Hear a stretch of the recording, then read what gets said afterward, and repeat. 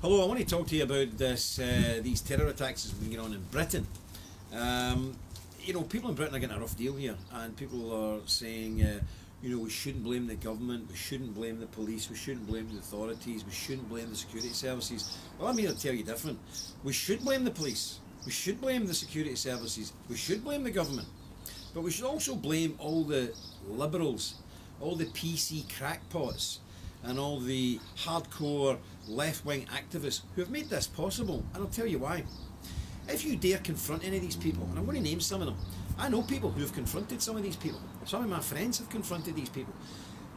Organisations that I've belonged to have confronted some of these people and went to the authorities and said, look, these people are terrorists, and they're making no bones about it. And what's happened? They and me, on several occasions, have been threatened by the police to be prosecuted under religious hate crime speech and such like. Then the lefties have contacted things like employers, landlords. We've lost offices, people have lost jobs because then the left-wing people start putting pressure on anybody who dares speak out against this. This is not a joke. I'm not making this up. This is genuine. And I'll give you some examples. The Manchester bomber. Wow, who would have known this guy was so crazy, so fanatical, that he would walk into a kids' concert and blow people to bits and kill all those people a few weeks ago? Well, Salman Abedi flew an ISIS flag from his house, a bloody ISIS flag flying from his house. His neighbours reported him. Nothing done. In fact, the very opposite. I know people who had went and reported this guy and were questioned and told, are you racist?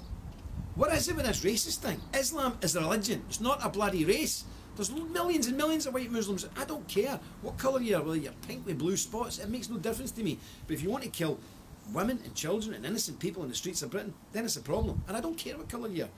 But any time you mention anything about this, racist, the people who are responsible for the deaths of so many people are not just ISIS and the crazy Islamic terrorists, it's the left-wing liberals in this country. It's truly shocking.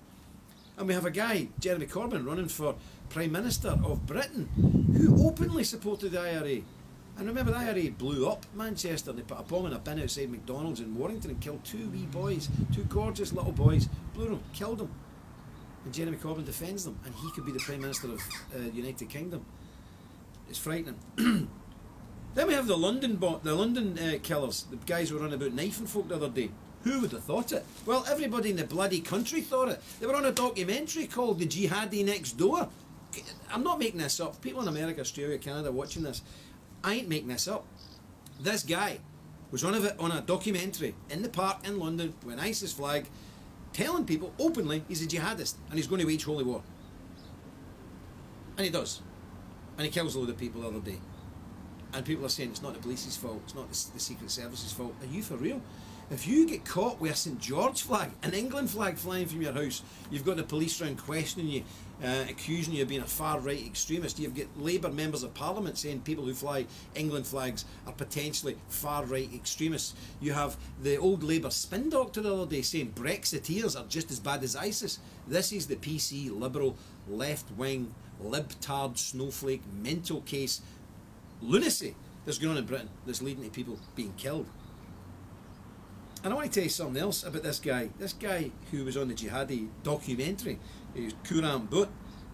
He worked in the London Underground, even after the documentary. He had access to the tunnels underneath Parliament, underneath some of the shopping streets in London. I'm not joking. I'm being serious.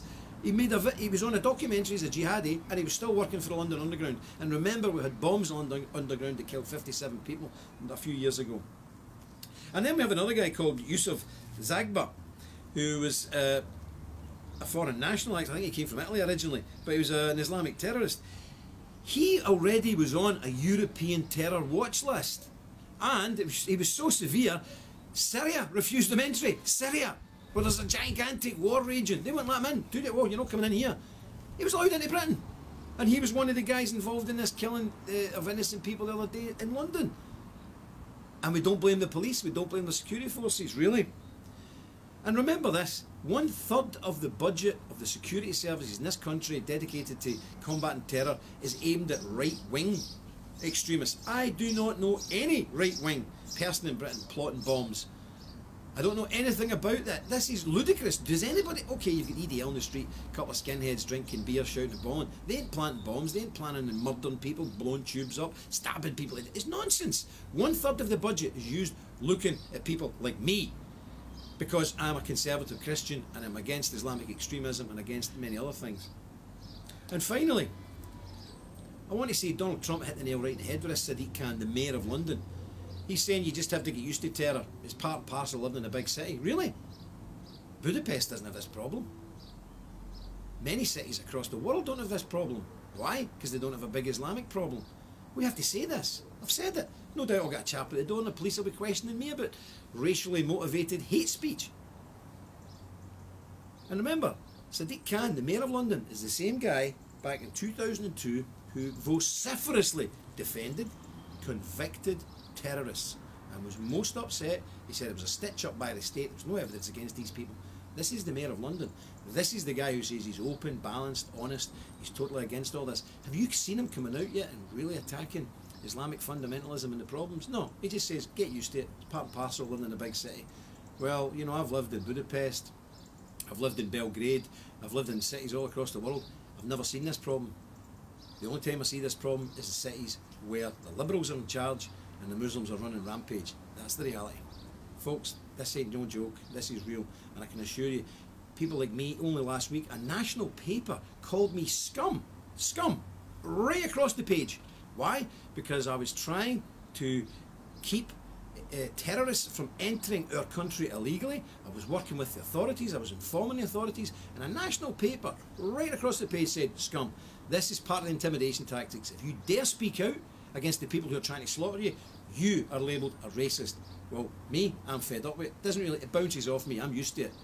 But folks, we really need to stand up and be counted now. Yes, you'll be attacked. Yes, you'll get a load of aggravation. But what's the alternative? Watch your kids being killed in the streets?